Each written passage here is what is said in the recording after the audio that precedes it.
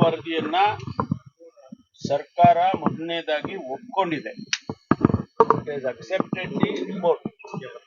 ಅದರಲ್ಲಿ ಏನೆಲ್ಲ ರೆಕಮೆಂಡೇಶನ್ಸ್ ಮಾಡಿದ್ದಾರೆ ಅದರ ಬಗ್ಗೆ ನಾವು ಒಂದೊಂದನ್ನೇ ಅನುಷ್ಠಾನ ಮಾಡೋದಕ್ಕೆ ಪ್ರಯತ್ನ ಮಾಡ್ತೀವಿ.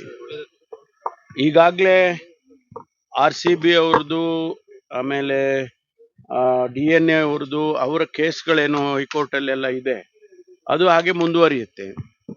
ಆಮೇಲೆ ಅಧಿಕಾರಿಗಳ ಮೇಲೆ ಈಗಾಗಲೇ ಅವರನ್ನ ಸಸ್ಪೆಂಡ್ ಮಾಡಿ ಒಂದು ಹಂತದ ಶಿಕ್ಷೆಗೆ ಒಳಪಡಿಸಿತ್ತು. ಈಗ ಮತ್ತೊಂದು ಡಿಪಾರ್ಟ್ಮೆಂಟಲ್ ಎನ್ಕ್ವೈರಿ ಮಾಡಬೇಕು ಅಂತ ಹೇಳಿ ತೀರ್ಮಾನವನ್ನ ಸರ್ಕಾರ ಮಾಡಿದೆ.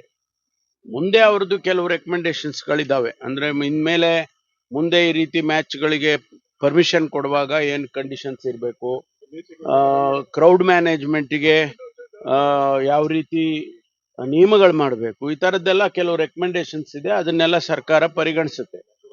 ಮತ್ತೆ ಯಾಕೆ ಡಿಪಾರ್ಟ್ಮೆಂಟಲ್ ಎನ್ಕ್ವೈರಿ ವರದಿ ಕೊಟ್ಟಾದ್ಮೇಲೆ ಮತ್ತೆ ಆಗ್ಲೇ CID ಕೂಡ ಕೊಟ್ಟಿತ್ತು. ಅದು ಇಂಟರ್ನಲ್ಲಿ ಡಿಪಾರ್ಟ್ಮೆಂಟಲ್ ಎನ್ಕ್ವೈರಿ ಬಂದು ಅಡ್ಮಿನಿಸ್ಟ್ರೇಟಿವ್, ಅದು ಇಂಟರ್ನಲ್ಲಿ ಮಾಡ್ತಾರೆ.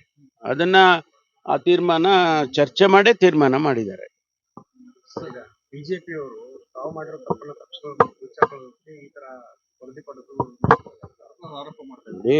ಭಾರತೀಯ ಜನತಾ ಪಾರ್ಟಿಯವರು ಈಗ ಅವರು ವಿರೋಧ ಪಕ್ಷದಲ್ಲಿದ್ದಾರೆ, ವಿರೋಧ ಪಕ್ಷದ ಸ್ಥಾನದಲ್ಲಿದ್ದಾರೆ. ಅವರು ಹೇಳೋದು ನಾವು ಯಾವಾಗ್ಲೂ ಹೇಳ್ತೀವಿ, ನೀವು ಪಾಸಿಟಿವ್ ಕ್ರಿಟಿಸಿಸಮ್ ಮಾಡಿ, ನಿಮ್ ಸಲಹೆ ಸೂಚನೆ ಕೊಡಿ. ಆ ಸಲಹೆಗಳು ಬಹಳ ಉತ್ತಮವಾಗಿದ್ರೆ ಅದನ್ನ ನಿಮ್ಮನ್ನ ವಿರೋಧ ಪಕ್ಷ ಅಂತ ಅನ್ಕೊಳ್ಳೋದಿಲ್ಲ. ನಾವು ಜನರ ದೃಷ್ಟಿಯಿಂದ, ರಾಜ್ಯದ ದೃಷ್ಟಿಯಿಂದ ಅದನ್ನ ಪರಿಗಣಿಸ್ತೀವಿ ಅಂತೀವಿ. ಆದ್ರೆ ಈ ಟೀಕೆ ಟಿಪ್ಪಣಿಗಳು ಮಾಡ್ತಾನೆ ಇರ್ತಾರೆ ಅವರು. ಅದಕ್ಕೆ ನಾವು ಏನು ಮಾಡಕ್ಕಾಗಲ್ಲ. ಅದು ಅವರಿಗೆ ಇರುವಂತ ಹಕ್ಕು. ಅದು ವಿರೋಧ ಪಕ್ಷದಲ್ಲಿದ್ದಾಗ ಆಡಳಿತ ಪಕ್ಷದ ಮೇಲೆ ಟೀಕೆ ಟಿಪ್ಪಣಿ ಮಾಡೋದು ಸಹಜ. ನಾವು ಅಧಿಕಾರದಲ್ಲಿ ಇಲ್ಲದೆ ಇರುವಾಗ ನಾವು ಮಾಡಿದ್ದೇವೆ, ಅವ್ರು ಮಾಡ್ತಾರೆ, ಸಂತೋಷ. ಅದಕ್ಕೆ ನಾವು ಮಾಡಬೇಡಿ ಅಂತ ಹೇಳಕ್ಕಾಗತ್ತಾ? ಸರಿ, ರಾಜಕೀಯದ ಯಾರ್ದು ಕೂಡ ತಲೆದಂಡ ಆಗ್ಲಿಲ್ಲ ಅನ್ನುವಂಥದ್ದು ಗೋವಿಂದ ರಾಜ್ನವ್ರ ಹೆಸರು ಏನಾದ್ರು ಉಲ್ಲೇಖ ಇದೆ? ಇಲ್ಲ, ಅದರಲ್ಲಿ ಏನು ಉಲ್ಲೇಖ ಇಲ್ಲ, ವರದಿಯಲ್ಲೇನು ಉಲ್ಲೇಖ ಇಲ್ಲ.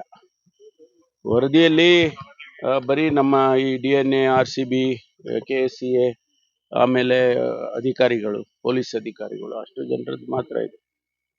Sir, Rahul Gandhi election commissioner ಅವರು ಗಂಭೀರವಾದಂತ ಆರೋಪವನ್ನು ಮಾಡಿದ್ದಾರೆ ಸರ್. ರಾಹುಲ್ ಗಾಂಧಿ ಅವರು ಕೂಡ ಕರ್ನಾಟಕದಲ್ಲಿ ಒಂದಷ್ಟು ಕ್ಷೇತ್ರಗಳಲ್ಲಿ ವೋಟರ್ ಐಡಿಗಳನ್ನು ಡಿಲೀಟ್ ಮಾಡಲಾಗಿದೆ ಅಲ್ಲ, ಈಗಾಗಲೇ ಅಧ್ಯಕ್ಷರು ಅದಕ್ಕೆ ರಿಯಾಕ್ಟ್ ಮಾಡಿದ್ದಾರೆ. ಅಂತದ್ದು ನಡೆದಿದೆ ಅಂತೇಳಿ ಅವರು ಕೂಡ ಸಮರ್ಥನೆ ಮಾಡಿದ್ದಾರೆ. ರಾಹುಲ್ ಗಾಂಧಿ ಅವರು ನೇರವಾಗಿ ಹೇಳಿದ್ದಾರೆ, ಕರ್ನಾಟಕದಲ್ಲೂ ಕೂಡ, ಇಡೀ ದೇಶದಲ್ಲಿ ಆಗಿದೆ, ಕರ್ನಾಟಕದಲ್ಲೂ ಕೂಡ ಲೋಕಸಭಾ ಚುನಾವಣೆ ಸಂದರ್ಭದಲ್ಲಿ ಆ ರೀತಿ ಆಗಿದೆ ಅಂತ ಹೇಳಿದ್ದಾರೆ. ಅದನ್ನ ನಾನು ಬ್ಲ್ಯಾಕ್ ಅಂಡ್ ವೈಟ್ ಅಲ್ಲಿ ಕೂಡ ಪ್ರೂವ್ ಮಾಡ್ತೀನಿ ಅಂತನೂ ರಾಹುಲ್ ಗಾಂಧಿ ಅವರು ಹೇಳಿದ್ದಾರೆ. ಅದನ್ನ ಎಲೆಕ್ಷನ್ ಕಮಿಷನ್ಗೆ ತಿಳಿಸುವಾಗ ಕಾಯ್ದು ನೋಡೋಣ. ಪ್ರಾಸೆಸ್ ಅಲ್ವಾ, ಪ್ರಾಸೆಸ್ ನಲ್ಲಿ ಇರ್ತದೆ. ಸರ್, ಇನ್ನೊಂದು ಮಹದಾಯಿ ವಿಚಾರ ಸರ್, ಗಂಭೀರ ಸ್ವರೂಪ ಇದೆ ಸರ್. ಅವರು ಮತ್ತೆ ಉಚ್ಚಾರ ಮಾಡ್ತಾ ಇದ್ರೆ ಮಹದಾಯಿ ಯಾವುದೇ ಕಾರಣಕ್ಕೂ ಕಾಮಗಾರಿ ಆಗಿ ಕೊಡಲ್ಲ ಅಂತ ಪುನರುಚ್ಚಾರ ಮಾಡ್ತಾ ಇದ್ದಾರೆ. ಇಲ್ಲ ನೋಡಿ, 2022ರಲ್ಲೇ ಕೇಂದ್ರ ಸರ್ಕಾರ ಒಂದು ರೀತಿಯಲ್ಲಿ ಅನುಮತಿಯನ್ನ ಕೊಟ್ಟಿತ್ತು. ಆನಂತರ ಬೆಳವಣಿಗೆಗಳೆಲ್ಲ ಅದನ್ನ ಸ್ಟಾಪ್ ಮಾಡಿದ್ರು. ಆಮೇಲೆ ಅದು ಕೇಂದ್ರ ಸರ್ಕಾರಕ್ಕೆ ಹೋಯ್ತು. ಈ ರೀತಿ ಎಲ್ಲ ಬೆಳವಣಿಗೆಗಳಾಗಿ ಈಗ ಒಂದು ರೀತಿಯ ಸಂಘರ್ಷ ಪ್ರಾರಂಭ ಆಗಿದೆ ಗೋವಾಕ್ಕೂ ಕರ್ನಾಟಕಕ್ಕೂ. ನಮಗೇನಪ್ಪ ಅಂತ ಹೇಳಿದ್ರೆ, ಇದು ಕುಡಿಯುವ ನೀರಿನ ಯೋಜನೆ ಅಂತ ಹೇಳಿ, ಅದಕ್ಕೆ ಯಾವ ನಿರ್ಬಂಧಗಳು ಇರಬಾರ್ದು ಅಂತ ಕೇಂದ್ರ ಸರ್ಕಾರನೇ ಅನೇಕ ಸಂದರ್ಭದಲ್ಲಿ ಹೇಳಿದೆ. ಆ ರೀತಿ ನಡ್ಕೊಂಡು ಕೂಡ ಇದೆ. ಹಾಗಾಗಿ ಕುಡಿಯೋ ನೀರಿಗೆ ಇಂಥ ನಿರ್ಬಂಧಗಳೆಲ್ಲ ಬರಬಾರ್ದು ಅನ್ನೋದು ಅಷ್ಟೇ ನಮ್ಮದು. ಅದನ್ನ ಆದಷ್ಟು ಬೇಗ ಕೇಂದ್ರ ಸರ್ಕಾರ ಇಂಟರ್ವ್ಯೂನ್ ಆಗಿ ಬಗೆಹರಿಸಿಕೊಟ್ರೆ ಬಹಳ ಸಂತೋಷ. ಅದನ್ನೇ ನಾವು ಒತ್ತಾಯ ಮಾಡ್ತಾ ಇರೋದು ಕೇಂದ್ರ ಸರ್ಕಾರಕ್ಕೆ, ನೀವು ಬಗೆಹರಿಸ್ಕೊಡಿ ಇದನ್ನ ಅಂತ ಹೇಳಿ ನಾವು ಒತ್ತಾಯ ಮಾಡ್ತಾ ಇದ್ದೀವಿ. ಅದೇ ಪ್ರಕಾರ ಮೇಕೆದಾಟು ಬೆಂಗಳೂರು ಪಟ್ಟಣಕ್ಕೆ ಕುಡಿಯೋ ನೀರಿನ ಯೋಜನೆ. ಅದು ನಾವು ಅದರಲ್ಲಿ ಯಾವುದೇ ಇರಿಗೇಷನ್ ಪ್ರಾಜೆಕ್ಟ್ ಅಂತ ನಾವು ಅಂದ್ಕೊಂಡಿಲ್ಲ, ಮಾಡೋದು ಇಲ್ಲ. ಅದು ಬೆಂಗಳೂರಿಗೆ 42 TMC ನೀರು ಸಿಕ್ಕುತ್ತೆ ಅಲ್ಲಿ ಮೇಕೆದಾಟನ್ನ ಪ್ರಾಜೆಕ್ಟ್ ಅನ್ನ ಕಟ್ಟಿದ್ರೆ ಅಂತ ಹೇಳುವಂಥದ್ದು ನಮ್ಮ ಪ್ರಸ್ತಾವನೆ ಇರೋದು. ಅದಕ್ಕೂ ಕೂಡ ಕೇಂದ್ರ ಸರ್ಕಾರ ಅನುಮತಿ ಕೊಡ್ಬೇಕು. ಸರ್ವ ಪಕ್ಷಗಳ ಸಭೆಯನ್ನು ಕರೆಯುತ್ತೆ. ಇದು ಮುಖ್ಯಮಂತ್ರಿಗಳು ಆಮೇಲೆ ನೀರಾವರಿ ಸಚಿವರು ತೀರ್ಮಾನ ಮಾಡ್ತಾರೆ ಅದನ್ನ.